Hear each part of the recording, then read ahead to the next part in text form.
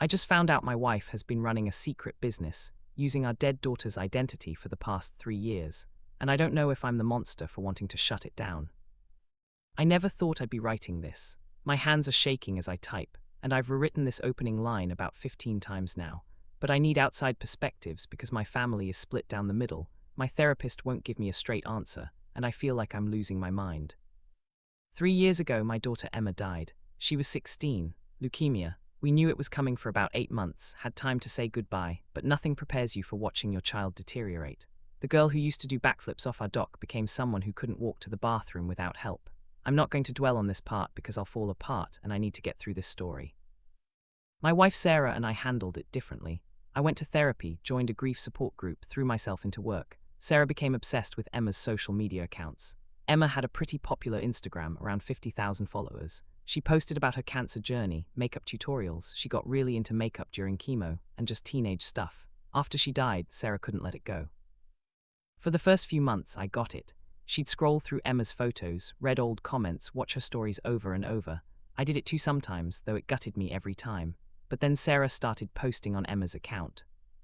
At first, it was memorial stuff. 1 month without our angel. Throwback photos with long captions about grief. The comments were supportive. People shared their own lost stories. It felt like a community, and honestly, it seemed to help Sarah cope.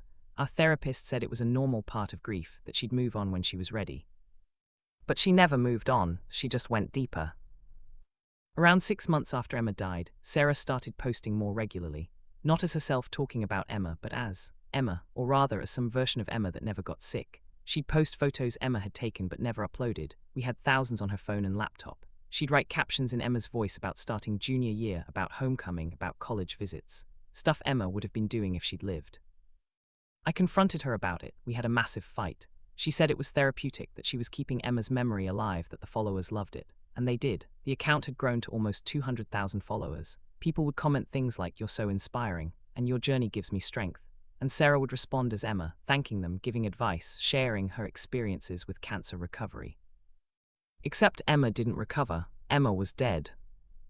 I hated it. It felt wrong, like Sarah was playing with a corpse. But my therapist suggested that confronting Sarah's grief process might do more harm than good. "Let her have this," he said. "She'll process at her own pace." My mother-in-law agreed. My own parents thought it was creepy, but said I should support my wife however she needed. So I let it go. I stopped looking at the account. Sarah spent hours every day on it, and I pretended not to notice. We barely talked about Emma anymore in real terms. Sarah was too busy being Emma online. Then 2 weeks ago, I got a call from our credit card company about a large purchase. $8,000 for photography equipment. I hadn't made it. When I asked Sarah, she got defensive, then finally admitted she'd been investing in Emma's brand. That's when everything came out. For the past 2 years, Sarah has been running Emma's Instagram as a full-time business. She's been accepting sponsored posts, selling presets, doing affiliate marketing. She hired a photographer to do photo shoots, using teen models with similar features to Emma, always shot from behind or at angles where you can't see the face clearly. She'd write long captions about Emma's life, her college experience. Emma never made it to college. Her apartment, we don't have an apartment. Her boyfriend, completely fictional. The account now has 1.2 million followers. Sarah has made over $300,000 in the past year alone. I completely lost it. I started going through everything. She has a separate business bank account I didn't know about. She's been paying taxes on it as Emma's income. She has a whole content calendar planned out, with Emma graduating college next spring, Emma getting engaged in 2 years. She's been in contact with a literary agent about Emma writing a memoir about surviving cancer and thriving. When I confronted her, she didn't see the problem. She said she's been keeping Emma alive, that Emma would have wanted to help people, that the followers are genuinely inspired by Emma's journey. She showed me messages from young cancer patients saying Emma's story gave them hope. She showed me the donations she's been making to cancer research in Emma's name, almost $50,000 worth. But here's where it gets even more complicated. Sarah's not pocketing all this money. She's been saving most of it in a trust. For Emma's legacy, she says. She's planning to fund a scholarship program, donate to the hospital where Emma was treated, maybe start a foundation. The money she has spent has gone to our mortgage. We were drowning in medical debt. My son's college fund, I haven't mentioned him yet. He's 19, off at college, and hasn't spoken to Sarah in 6 months over this. And yes, therapy bills. My son Jake found out about the account last year. He's disgusted. He says Mom's turned Emma into a puppet, a content farm, a zombie. He says every post is a desecration. He came home for Thanksgiving and refused to stay in the house, slept at his girlfriend's instead. He told me I'm complicit for letting it go on. But my mother-in-law thinks Sarah's doing something beautiful. She comments on every post, shares them, treats the account like Emma's really still updating it. She says Sarah's keeping Emma's spirit alive and helping thousands of people. She reminded me that Emma always wanted to be an influencer, that this would have made her happy. And maybe that's true. Emma loved her Instagram. She talked about growing her platform, about making it big, about using her story to help people. But she's not here to consent to any of this. She's not here to write these posts or approve these sponsorships or decide if she wants to be frozen forever as an inspirational cancer survivor who isn't actually alive. I told Sarah she needs to shut it down. She needs to come clean to the followers, return the sponsorship money, stop this entire charade. She refused. She said I'm trying to kill Emma all over again. She accused me of never properly grieving, of wanting to forget our daughter, of being jealous that she found a way to cope and I didn't.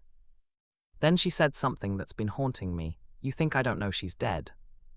You think I'm delusional? I know exactly what I'm doing. I'm making meaning out of meaninglessness. I'm making her short life matter. What are you doing besides trying to erase her? I don't know how to respond to that, because in a twisted way, she has a point.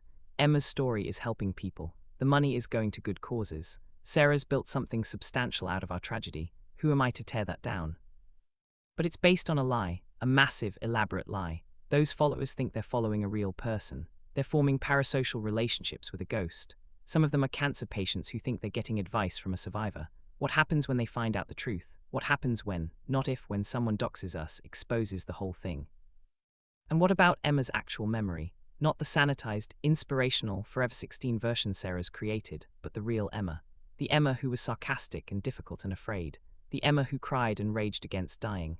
The Emma who made me promise we'd remember her as she really was, not as some angel. I've been documenting everything. Screenshots, financial records, correspondence with sponsors.